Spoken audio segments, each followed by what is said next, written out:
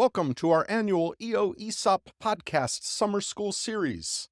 We selected some of our favorite episodes over the past year to bring you for your enjoyment while we spend the rest of our summer catching our breath. Enjoy.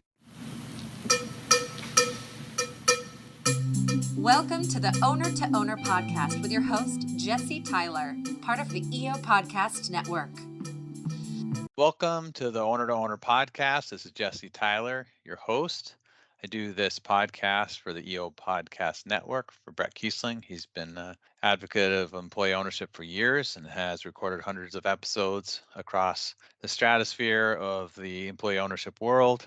Brett was looking for an employee owner to interview other employee owners, and I raised my hand on LinkedIn, and we'd met at a conference, had a friendship and a rapport, and it just took off from there. So in season 3 now of the Owner to Owner, the goal of the podcast is to amplify the voices of the daily workers and hear their wisdom, really. Just there's incredible eloquence and insight, but you just have to stop and ask people about it. So this is really an informal conversation.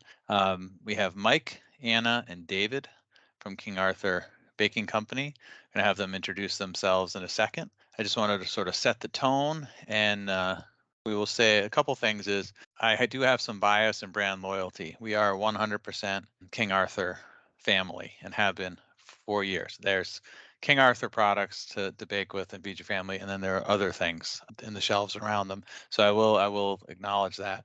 I will also pair that with we're a Bob's Red Mill family and some of the others. So I usually end the podcast by saying, let's buy employee owned, work employee owned, and eat employee owned. But I needed to sort of let folks know that if you're not buying King Arthur baking products and having a customer interaction with them, that you are absolutely missing out. So what I'd like to do is start with Mike, kind of who you are, what you do, and a little bit about King Arthur Baking.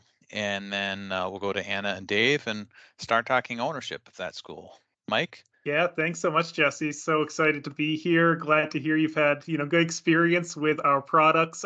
I can honestly say I've never had the chance to be a personal consumer of Hypertherm's products, but if I ever were in that position, I would certainly go in that direction. But my name is Mike Scanlon. I am on the HR team here at King Arthur Baking Company. I'm our manager of workforce acquisition and growth. I lead all things hiring and recruiting, onboarding, offboarding, employee growth and development, and workforce planning. So kind of a lot of different things across the employee life cycle from the start of their journey with King Arthur to the end of their journey and everything in between. I've been here about 2.5 years at this point. That makes me, with our vesting, I guess 20% vested, coming up on 40% as we, actually maybe 40% now or next month. I'll hit my 800 hours for the year, which is our threshold. So coming up, I guess, on 40% vested here pretty soon, and just excited to talk ownership today. That's great. And for listeners, Mike and I worked with Christy Kane from Gardeners at the last Vermont Employee Ownership Conference, talking about some of the topics around Mike's work and the other work that they do. Having fun today, just meeting Anna and David. So Anna, who are you and what do you do for King Arthur Baking? Well, hello, and thank you for inviting us. Really, really excited to talk today. My name is Ana Gallo. I am the Fulfillment Operations Manager. So I oversee our direct-to-consumer distribution centers. I've been with King Arthur for just 4 years, a couple of weeks ago, and it's been a really, really exciting and a lot of learning opportunity. I'm really excited to be here. That's great. That's great. David, welcome. Thank you. Yeah, my name is David Turner. I'm a recipe developer here at King Arthur. But that means that I develop and test original and contributor recipe content for our website, catalog, and book publications. And I'm coming up on 1 year in that role, but I spent 2.5 years prior to that here at King Arthur as a baker support specialist in our customer service department, answering calls from bakers and other customers who had questions or concerns about products or recipes that we put out there for the customers to consume. And King Arthur is my first employee ownership experience. Nice. So you're a food scientist who makes and saves holidays for entire families, is what I was hearing, if I did a subtitle on that. Yeah, scientist is a generous term. I would say the R&D side of our kitchen is more the scientist. I'm more of the content creator, but there is definitely overlap in our work, and there's certainly science involved in my work as well. And then as far as making or breaking someone's holiday, there's definitely times on the hotline, the baker's hotline, where I was accused or rewarded for having made or broken someone's holiday. That's great. So for That's sure. great. And Yeah. then Anna, make sure it everything is there when it's supposed to be or slightly early. And Mike Yes. helps the people flow. That's great. All right, for listeners, this is the disclaimer on sound quality. So we have folks working at a factory. I'm recording in the afternoon on a rare remote day, and I have 2 cattle dogs that seem to be barking now and then. So if you hear some other sounds and the quality isn't too sharp, then we hope that adds to the authenticity of your listening experience. All right, so I'd like to jump right in with a couple questions that I like to start every episode, and they're really intentional, trying to basically have you teach, but share your experience. So when people are new to ownership, companies are new to ownership, new hires are new to ownership, it can take them a while to kind of get their hands around it. So for context, I do a lot of the orientation for Hypotherm, and we can hire 150 to 200 people a year. So I have a lot of awareness of what it can take. And I just told 10 new hires the other day that, in my opinion, if they're open to it, it takes 3 to 5 years to really get your hands around this whole ownership thing. So don't rush yourselves. So I'd love to do is just have the three of you, starting with Mike. How do you talk about ownership when you're out in the world, not around employee owners? We'll get there to new hires in the third question, but how do you talk about it? You're wearing your King Arthur gear. Everybody in Vermont, New Hampshire knows that King Arthur is a leading employee-owned company. If they ask you about it, like Mike, what do you say? What do you start with? Yeah, it's such a good question, a good topic, because King Arthur is the first place I've ever worked where I do get that sort of reaction. When you wear Yeah. your King Arthur hat or shirt or sweatshirt or whatever it is, people get excited, whether it be a connection to the product, whether it be a connection to something King Arthur does for the community, or in many cases, a connection to what is this thing that's employee ownership. And I often break it down into two. It's such an oversimplification, but I break it down into two main areas. You have the very literal, what does it mean for your pocketbook, for lack of a better term, and then you have the what does it mean for the culture of the company on a day-to-day basis. And then there's the whole side, the literal side, which is the employee stock ownership plan here at King Arthur, and your contributions you get every year once you enter the plan, and all the vesting, and there is all of that. But I think where it really makes the most difference to me on a day-to-day basis is really on that cultural side, what it means to be an employee owner. And to me, it means a level of compassion, of connection to your fellow employees that I've never experienced at other types of companies. Everybody has that same drive for the success of the company, not just tomorrow, not just next week, not just next year, but 10 years, 20 years beyond. We all want that same thing. And it makes it so easy for people and everybody to just collaborate, to be on the same page. Even if you disagree on something, you still are all striving for that same end result, which is just such a powerful sort of mentality to bring into work every day. It makes it easy for me to get excited about anything I'm facing at work. It's easy to get excited. It's easy to feel good about it. That's great. That's great. Thanks for that. Anna, what are your thoughts? You're out in the world, you're somewhere in the Upper Valley, or you're on a vacation far from the Upper Valley, and somebody sees your 100% employee-owned garb.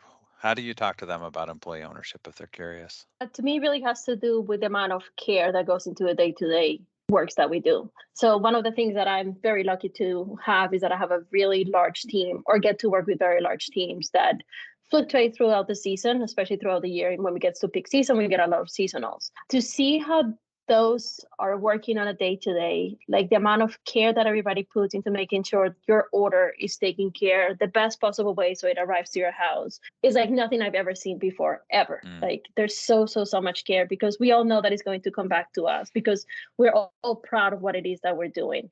And then when it comes to working with seasonals, we really care to make sure that they understand how important it is for us. So it is not only, let's say, the leads that are training, it's everybody as a group that is making sure that seasonal succeeds, to make sure that the product, when it gets to a customer, is the best possible way. Yeah, that's great. And I think it's great to talk about seasonals, seasonal workers, where I think of King Arthur and Gardner Supply Company as having to ramp up for different seasons. And then what is it like to be a seasonal worker at an employee-owned company? That could be its own mini series if we could have people, because it's very interesting having met and talked to some of them about it. Just feels better to work here. People answer my questions. My voice matters. They're curious about my ideas, and they're not participants in the ESOP, and they're not long term. So I'm glad that you brought that up. Thank you for that, David. Following Mike and Anna, what are your thoughts? You're out in the world. How do you talk about employee ownership to somebody who's not familiar with it and is EO curious? Yeah, I think like Mike said, it's a complicated process if you break it down into many pieces. But the way to simplify it for folks is to say that the company's growth is based on every employee's individual success, and so, or you could say our collective success is based on our individual success. And so, for me, that brings an element of security that I haven't experienced with other employers that I've had. And it's not just my own personal security, but it's Anna's security, it's Mike's security, and the security of the other folks that will come along behind us. That's great. That's great. It's always interesting to hear the answers because I've asked a lot of people this question and they're never quite the same reply. I was talking to a new ESOP, somebody from a new ESOP reached out for, hey, culture stuff, what do you think? And I said, well, if it helps the way I talk about it with our new hires, maybe you can borrow some of it, make it your own, and then come back and teach us a better way to do that. But, let's just get it right out of the way. We work for pay and benefits. And if you work at an ESOP, we're all geared together to try to extend our job security, our wealth building potential. And even though an ESOP's a retirement plan, you can look at it. If you start at 20 and you look at it at 25, you'll be worth more money than if you weren't at an ESOP. So if you're 22 and you're hearing retirement plan, it's wealth building. It's wealth building, but then back it up a little bit. What's the job quality? And a really basic thing is, do you like the people you work with? Do you believe in the company values and mission? The founding values and mission of a company decide whether it's a successful ESOP. Ownership and a retirement plan can't fix something that isn't there or build it that isn't there. But the day-to-day we build together on a culture experience. So it was a lot of fun to kind of have that banter. I just had that conversation the other day and it felt new again after talking to thousands of people about ownership. So it's neat to hear some of those themes, and I can borrow a few from what you just shared. So Anna, maybe you could start with this question. How do you describe the experience of employee ownership to your friends and family? So they know you having not worked at an ESOP. They now know you there. Do they see a difference? What do you end up talking about that might be different than somebody at the grocery store in question one? So the job that I was prior to this, it was not an ESOP, but it was a co-op, meaning everybody was working together towards the same goal. And I love that. And I really, really love that. But I wanted something that was a little bit more corporate, like a business.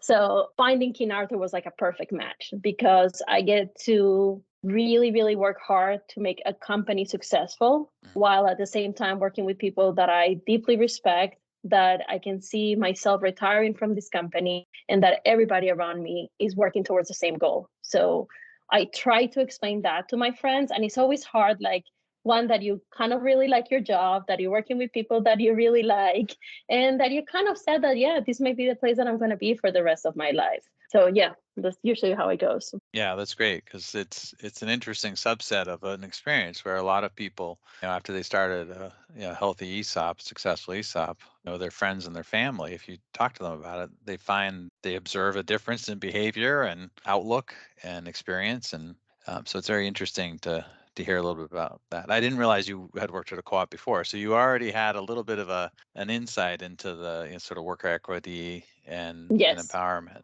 That's great that you're happy with King Arthur. David, what about for you?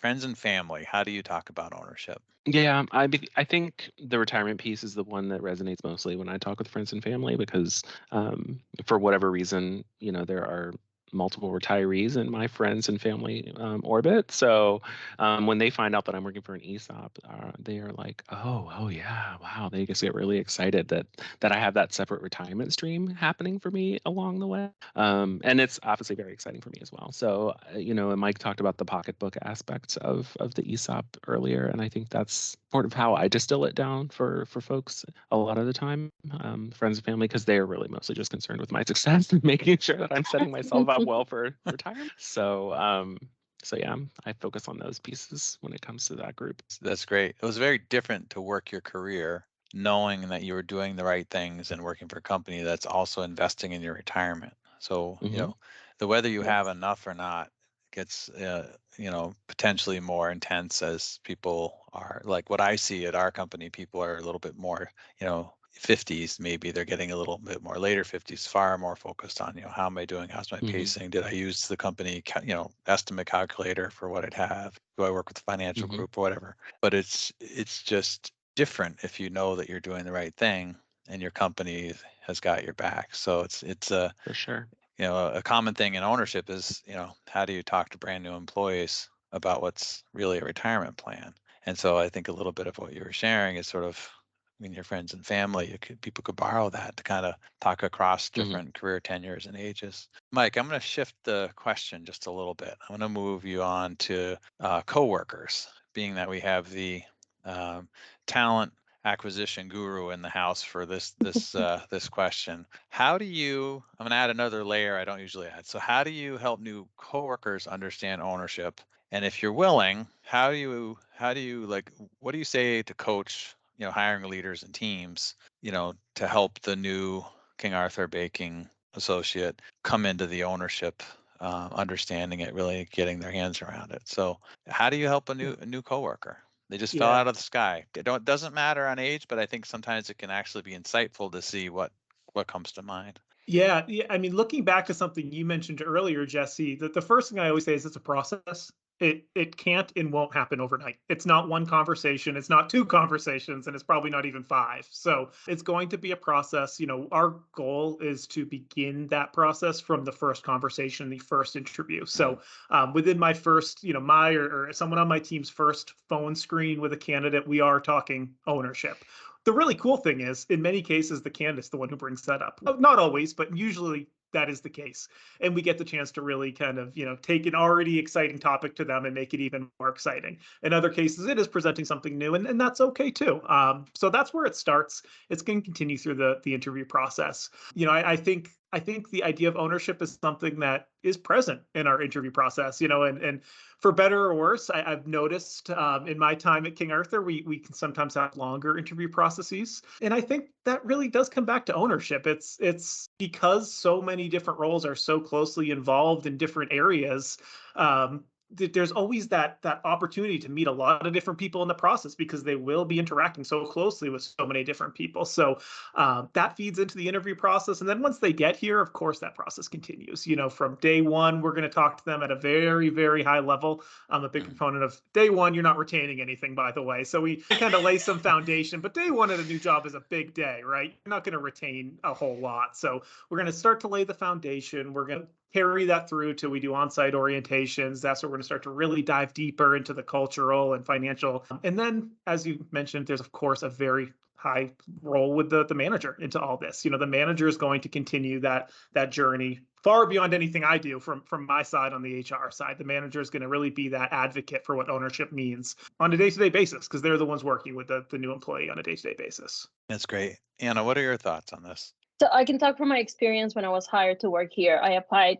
This was not the first position that I applied. I applied to very many different positions. And if it was not because of the care and attention that HR put through all the interviews process and even to let me know that I did not get a job, I would not have come back. I probably would have given up after the first or second job. There was so much care. And I know I mentioned care before, but there was just so much care and thoughtfulness onto every single conversation with HR that I was already like, I really need to figure out a way to work for this company. And then from the first day that you walk into campus, again, it's so much care and attention, and it makes you feel like you're really part of something that has a purpose. That's great. That's great. And yeah. If I could, Jesse, it's so funny you mentioned that. I didn't realize you had gone for other roles at King Arthur because I have the exact same story. I a year before I landed the job at King Arthur, I had interviewed for and didn't get the job, and the same experience. It was such an incredible experience from everybody in HR, everyone I met. It was kind of a no-brainer when the role came back open that, yes, I would love to try and go for that again, and here we are. So I think there's something there, that repeat interest in getting into King Arthur. Yeah, I've heard other ESOPs say that new hires, we've experienced it, where they say, okay, everyone seems so nice. What's the catch? Well, they'll say it smiling, but there's truth and humor. So if somebody's joking around, there's truth in what they're saying, and you can read it on their face. Like, everyone seems so nice. What's the catch? David, what do you think about that? Do you think of some recent new hires you might have interacted with? Well, it's It is funny because there is a bit of it is too good to be true quality about it. And I think that's what people are describing when they think there's a catch. But I think what the catch is, or what people are observing, is the culture aspect of an ESOP. And it's funny because ES and O and P, none of that stands for culture. And there's nothing about culture that inherently necessarily has to be a part of that per se. But when you hear or you talk to other ESOP or employee owners at other companies, that sort of thing, you do find out that this is a consistent thread among ESOPs is that the culture is the catch. It's the thing that you want to keep applying for, the thing you want to stay for, and the thing that makes it hard to leave if ever you're in that position. So I think that's the catch. Yeah, and what I hear from all of you is the sense of belonging. There's different elements to an employee experience, and Yeah. it's amazing if you can believe in the mission and you can believe in the product, but if you feel connected with the coworkers, you're going to spend all day doing something. It makes quite a difference.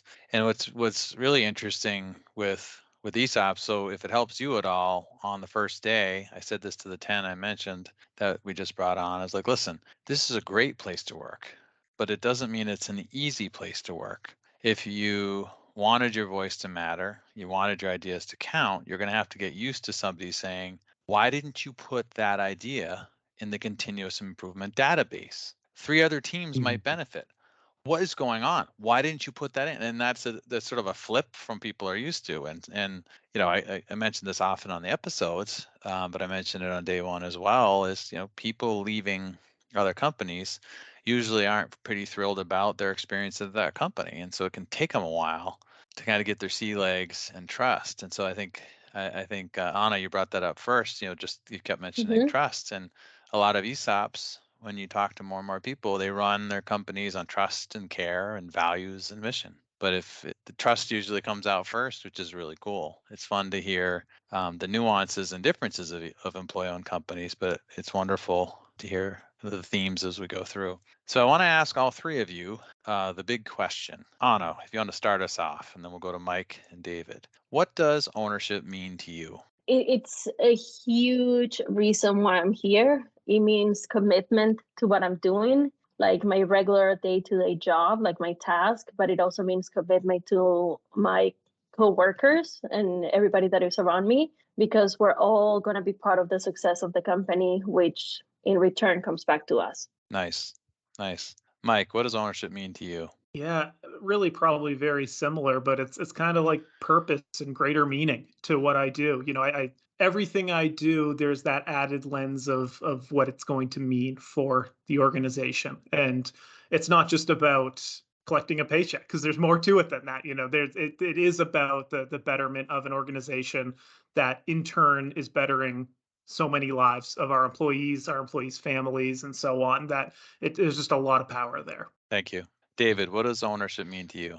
Yeah, I would echo what Ana and Mike have said about the personal interest and seeing that my work not only impacts me, but everyone else around me. And to that end, and to build a bit off of what Ana was talking about earlier, as a recipe developer personally, like I'm thinking through how the person reading that recipe is going to experience it, how successful they are going to be when making it, which is going to impact their willingness to buy our product, which has everything to do with how we make money in our bottom line. So everything is interconnected, and I think it's easier to see that when you have an ownership stake in the business. Very nice. Very nice. So I want to ask each of you a slightly different version of the same question. So let's go back to Ana. What is the best part of your ownership experience? And then I'm going to go to Mike maybe I'll go back to David for the easiest, and then I'll throw Mike the hardest one, because we presented together, and I know he won't blink, and I want to be fair to David.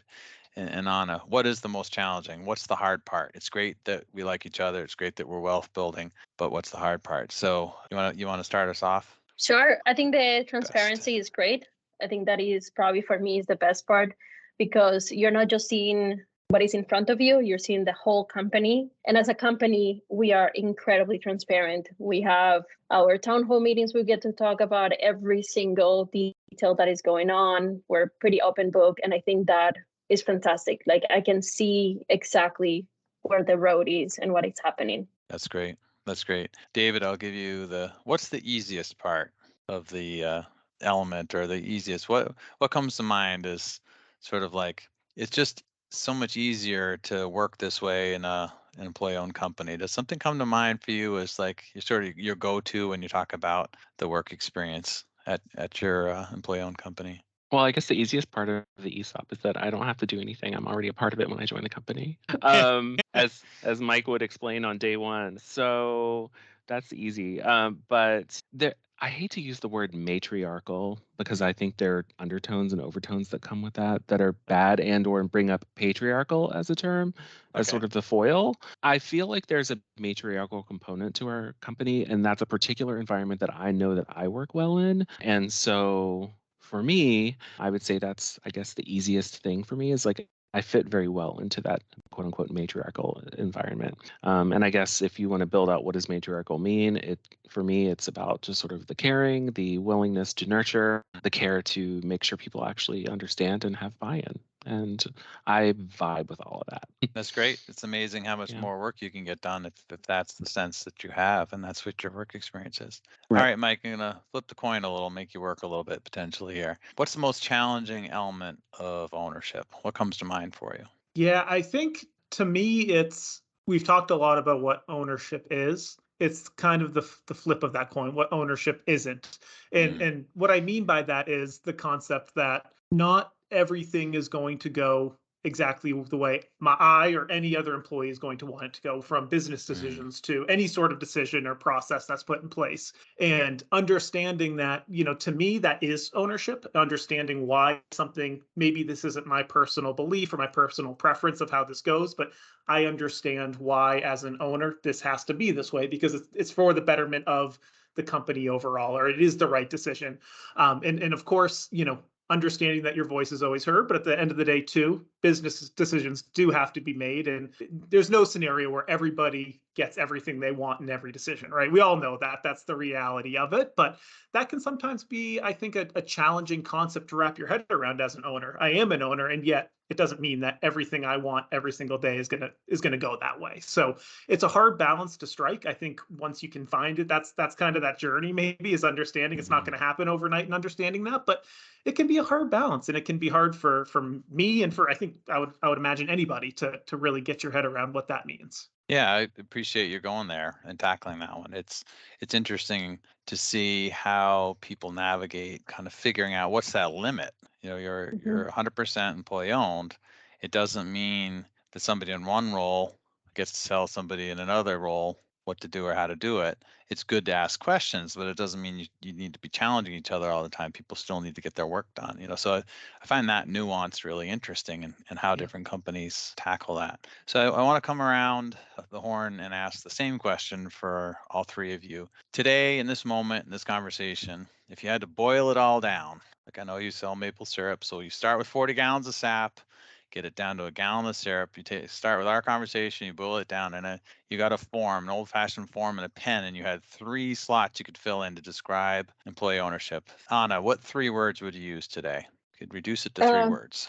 Trust, commitment, and responsibility. Now that you did that perfectly, would you like to expand on any of those, or you could shake it off and just let them float out there? So I'll start with commitment. Like, again, at the end of the day, you're not just working for yourself. It really has a whole company behind you that you're part of, and it really, really matters. So you really need to work hard. It's up to you to be successful. So you need that responsibility to work hard. Trust, you need to trust that the ones around you are also doing the same, and that they're doing what their job requires them to do, that they're the ones that know that, and they're the ones that will make those decisions when, like Mike was saying before, when I don't agree, I have to trust that is the right decision. And I forgot what my other one was. Commitment and transparency. Responsibility. And responsibility. Yeah, like the responsibility and trust, just kind of the same thing, just making sure that we're doing what we're supposed to be doing. Nice. Thanks. David, 3 words for ownership. One of my words is hyphenated. So 4 words for me. The first one is buy-in.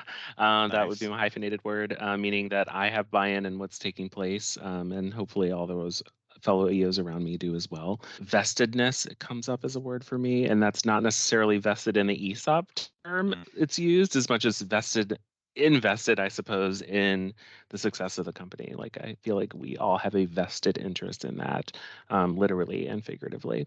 And then stakeholder is another word for me, in the sense that, again, if we all have the same buy-in, we're essentially all equal stakeholders in the success of the company. So 3 words for me: buy-in, vestedness, and stakeholder. Nice. Thanks. Mike, for you? Yeah, so my first word would be passion. Passion for your organization. For us, we're a mission-driven organization as a benefit corporation. So passion, it comes hand in hand at King Arthur.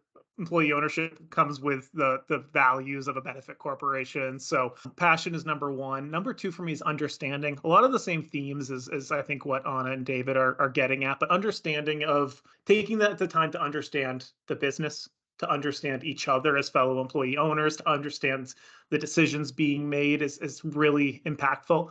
And then my last word, I'm probably going to break all the rules, but I'm going to say ownership. How can you not have ownership as one of your 3 words? So all the things we've already said, but you are an owner of this company. You are an employee owner. So that would be my 3rd word. That's great. That's great. Well, it comes out in the customer experience. We have an intern program, so we're based, for listeners, we're based, probably 20 minutes away from King Arthur Baking headquarters, where Hypotherm Associates is, and our companies interact a lot. And we have an intern program that we've been growing and having a lot of fun with, and we took them out to volunteer with Willing Hands. We planted sweet potatoes as their team building experience. But then we had lunch at the King Arthur Baking Company Cafe to talk ownership. And it was just fun because you went in and I was asking them, like, what do you think? And they're like, this place is really cool. Like, think as a customer, it's super clean. 2 people just said hi, and the food's really good. It was just sort of fun to sort of convey that, and then eat a really good meal at your place. So a couple more questions for you. I want to ask about your EO aha moment, if you've had one, and I'll explain that. And then I'd love to hear some insights from as many of you as want to share, is like things about your ESOP culture, your ownership culture. Again, thinking of a new friend I just made at a brand new ESOP trying to make sense of this whole thing.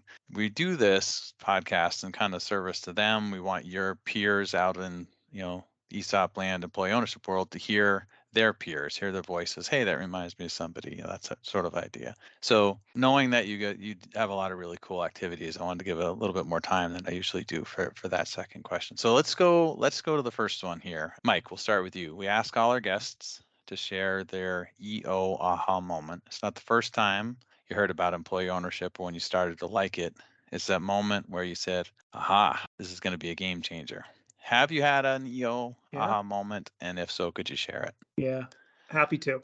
It's funny, when I got to King Arthur in my role, I was thrust very quickly into the role of selling it, right? As I was phone screening candidates, one of the first activities I started doing when I got here, suddenly I'm in a position of explaining and selling this idea that I most certainly at that point didn't fully understand. I certainly hadn't had my aha moment, on my second week on the job. But for me, my aha moment probably came in one of the more challenging moments, which was going back a year and a half. Our VP of HR went out on leave. And so suddenly we were without, I was without my personal leader, in a position where I was suddenly reporting directly to, at the time, the co-CEOs of our company. And to me, the chance to connect with them on a weekly basis, observe their behaviors, that was my aha moment, and really seeing how willing and able they were to jump in and offer leadership to a new manager at the time it was really cool. And it was really impressive that, this is the top of the organization. And since then, I started to see these themes that I now see throughout the entire organization in terms of styles and the passion and commitment that people have. But that was it for me. And maybe it wasn't one single conversation, but it happened pretty quick. After a couple of those conversations, I realized, wow, there's something to this. This isn't just a plan. This isn't just a retirement plan. There's a lot more to it than that. Yeah, very cool. Thanks for sharing that.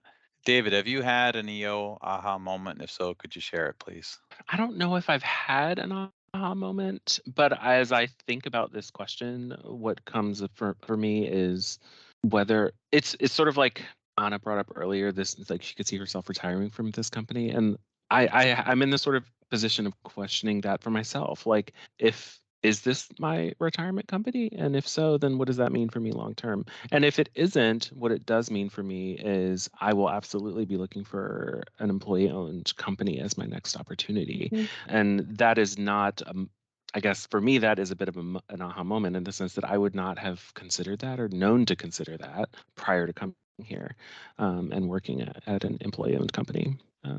So whether it's staying long term or whether it's leaving at some point, employee ownership is an important model for me at this point that I want to retain. That's great. And if it's affected how Yeah. your outlook, where you are or beyond with ownership needed to be part of the recipe baked in, Right. throwing that in there for you guys, then that's really cool. Anna, have you had an EO aha moment? And if so, could you share a little bit about it? Absolutely. I think it was my first peak season here. I had just started. I started just before we got really, really busy. And all of a sudden, my team doubled in size just because of seasonals and everything going on. And the two things that stand out the most for me, one was to see people from other departments in the company come to the warehouse and work with us. And because we needed to make sure that these orders were coming out, was huge to me. And then the second one was for my team to be like, no, we really need to get this order out. No matter what it takes, we're just going to stay here. We're going to work. We're going to make it happen. When in the past, I would have to beg people like, do you think you can stay an extra hour just to make this happen? That was not even a question. It was just happening. So to me, that was like, this is incredible. I can't believe this is happening. That's great. That's great. I'm smiling because you reminded me of talking with the great marketing group, Butler Till. And one of the guests was talking about something they had to do last minute. And he's like, oh, I got to take care of this. And everybody stayed to help.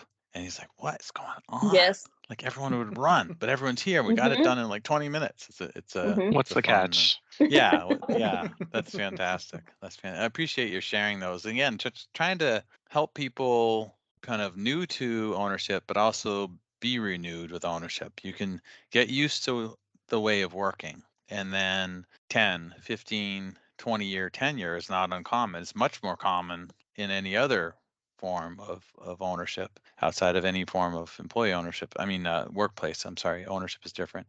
So part of it is also hoping that you can help rekindle. If you share this with your teammates internally at King Arthur, that it can kind of remind people. We're all busy and there's a lot of distractions.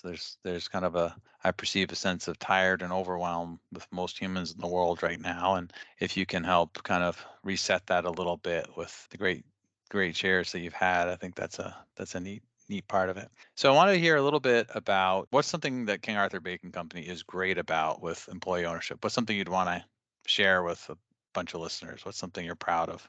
Mike, if you want to kick us off. Yeah, I'll jump in. So I am really, really proud of King Arthur's commitment to the continued celebration of the last family owners of King Arthur. So Frank and Brenna Sands, they were the last family owners we're a very mature employee-owned company. So our employee-owned journey started in the mid 90s, concluded in the early 2000s.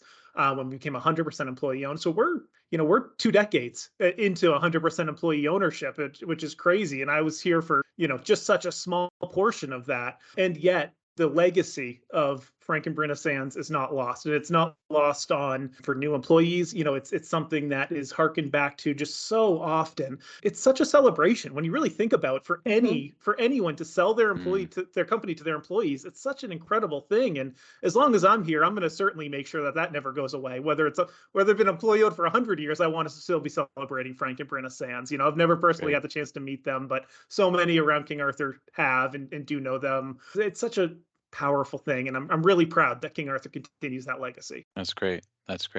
David, is there something around events, communication, any of that comes to mind that you think your company does a really good job with, that you could share out to plant some ideas, germinate some seeds out there? Yeah. I would say that one of the things I've enjoyed since being here is seeing the way that our leadership is so approachable and so much, I guess, just like everyone else, if you will. And I think because we are all employee owners, we all share stake, even if your salary might be higher than mine or whatever the case may be. Like, we all still sort of have a similar buy-in, and that goes back to one of my words from earlier. I think because of that, like, I know that when I see our CEO in the hallway, she knows my name, she says hello, she has an interest in what I'm doing, she asks me what I'm doing. There's a rapport, and it's not put on, and it's not fake, and it's genuine. And I think that's not just a huge testament to her personally, but just to the way our company operates. That's great. Thank you. And having a senior leader be present, let alone know your name, be accessible, curious about you as a person. That's not something that enough people at work have experienced. So I'm glad that that's your experience and you shared it for our listeners. So thank you. You bet. Ana, what are your thoughts? So we do a lot of celebrations, and most of them are usually in October, which I believe is the EO month. And it's incredible, like, how everybody in the company really wants to participate, regardless being our starting to get really, really busy time. Everybody tries to find time to spend time together. Like, there's so many different activities and so many things happening that everybody gets a way to be involved, which I find really great. There's not many companies that you get to see other parts, especially when you're in a warehouse all day. So being able to see others, interact with others, celebrate what being an EO means, it's great. That's great. I appreciate it. All right. So sort of our last stop, I'm going to start with you, Ana, then go to David. So we make Mike wait, because this is his favorite thing here with what he does for a living. You're encouraged to promote your company, why it's a great place to work there. It's getting harder and harder to hire. Our companies are in an area with some of the proportionately highest housing costs for workers in the country and some of the lowest unemployment. So our two companies need a lot of folks to come in to keep us chugging along. And what's really hard to conceive is we're not even at the hard part yet, as hard as it is now. So this is part of the podcast, and why I do it is that you can speak directly to people listening about why they should join you as co-workers, co-owners of King Arthur Baking. So Ana, what would you say to folks that are listening that might be thinking about this King Arthur thing? What can you say to get them to pick up the phone, fill out an application? What would you want to tell them directly as a future peer? And like, aside everything that we have mentioned about how wonderful it is to work in this company, I am very lucky that I have a position that I get to hire a lot of people to work alongside me. And that is a place that if you really want to work, this is the place to start. Like, I am at the warehouse, get every single background, can come in here and learn, and then grow with the company. Like, there really is opportunity to grow with the company and stay with the company, whether you're fresh out of high school or whether you're thinking of retirement. There is a place for you in the company, and there's a place that you're going to be appreciated and valued. There is a place that you're going to have that employee ownership there. You get to work with very, very competitive people. You get to learn. You get to be able to move to other positions if you feel like, oh, I don't know if this is what I want to do. There are so many opportunities. There are so many different ththings that you can do. It will be foolish to turn away if you're thinking, oh, this is just a warehouse position. That's great. Thank you. And for listeners, just because this is just an audio and we don't use the video file from the conversation. When Ana was saying grow with the company, I think you said it twice, and Mike and David both nodded, kind of warm nods. So they seconded your motion. I think the motion carries. There's growth in that opportunity. So thanks, Ana. David, what do you want to say to potential future peers that might be thinking about your company? I absolutely second the motion. I'm an example of someone who's been able to grow within the company, having started in a customer service position and then moved into a position that I'm in currently as a recipe developer. And so I think to piggyback off of what Ana was saying, the management here does take and show a vested interest in your growth, even if that means you leave their team and go to a different team, or you leave the company even. There is, in my personal experience anyway, a vested interest in that from the management and the leadership. And they put the time and money and energy behind that to make you successful because they understand that it helps everyone be successful. And it's not just lip service. Like, you hear this sort of language when you go to companies, I want to make you successful, or we're going to invest in your training. Well, I mean, when I've experienced that as lip service other places, but I've experienced it here as reality. That's fantastic. Thanks. Mike, What do you want to say? This is your daily work, and I know Anna, you do a lot of that. I should have given you louder props on the front end of this, but Mike, I know this is really, we talked a little bit about this before. So what do you want to say? This is, in your own voice to people that might be considering King Arthur Baking Company. Yeah, King Arthur for me, and I'm talking my personal experience, it is the friendliest group of employees I've ever encountered. Top to bottom, across the board, every person I interact with ever at King Arthur is friendly and just a joy to interact with on a daily basis. Powerful. I always feel a little silly saying that in a way that, it's a friendly organization, but I'll be honest, I've worked places where that wasn't always the case. There were people where I would, you'd cringe a little when you see that email come through or that phone call come through because you just didn't feel like it. I don't have that at King Arthur. There's nobody that I would not be looking forward to connecting with and having a conversation with. And I would really just want to make sure that I encourage a willingness to just understand what King Arthur or any company, really any employee-owned company or any company is all about. I say that from the standpoint of, when I joined King Arthur, I didn't know what an employee-owned company was. I didn't know what a benefit corporation was, and I didn't know anything about baked goods other than eating them. And that's still pretty much the case, and that's okay. I think anyone at King Arthur would be excited to have a conversation about what these things all mean. One of the words I gave earlier was passion. I'm always scared to say that word because I don't want someone to interpret that as you have to be a passionate professional baker to work at King Arthur. You don't. You most certainly don't. When I say passion, I'm talking passion for what King Arthur stands for as a business, what we aim to do through baking, but just like in, any company in our position. So reach out to me. I'll speak on behalf of Anna and David. Probably reach out to any of us and any employee at King Arthur. Any of us would be so excited to have a conversation. That's great. That's great. Yeah, I'm smiling at the passion. It's like we have a strange culture where you're not supposed to give yourself credit. You're apparently not supposed to talk about what you're excited about or good at and those other things. But I think of, sort of thought of a few coworkers that are really passionate, and they're some of the quietest people I know. Now at a sporting event and they're passionate, I don't recognize them. But yeah, from the work standpoint, I would think, all three of your roles you can quietly be passionate, productive, and move your company forward. That's that amazing quality of working at an employee-owned company, is that you have almost a social ripcord. You have a safety valve where you can say, listen, we were here to move this company we own together forward. We need to settle this and move forward. Can we do that? And everyone will say, yes. Thanks for refocusing us. Let's go. Well, I've really enjoyed the time with you. Again, I'm a very loyal, have been for decades, very loyal, happy customer. Encourage others to go to the website for King Arthur Baking, call the Baker's Helpline, go to the stores, meet some of the owners. It's hard to, you can smell it right before the second door opens. You can smell the bread. It's just amazing. It's a really, really classy group, a values-based organization that does a lot in the community, is very generous to the community. So really appreciate the time with Anna, Dave, and Mike. And as I like to close, we do this for the EO Podcast Network, amplifying employee ownership. I think that'll make a very significant difference in the future for the daily workers trying to move things forward. And please, if you can, buy employee-owned, bake employee-owned, eat employee-owned, and frequent employee-owned. So thanks to our listeners, and we'll catch you on the next episode. This is Jesse Tyler. Thank you. We'd love to hear from you.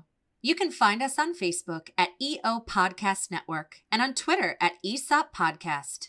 This podcast has been produced by Brett Kiesling for the EO Podcast Network. Original music composed by Max Kiesling. Branding and marketing by Bitsy Plus Design. And I'm Bitsy McCann.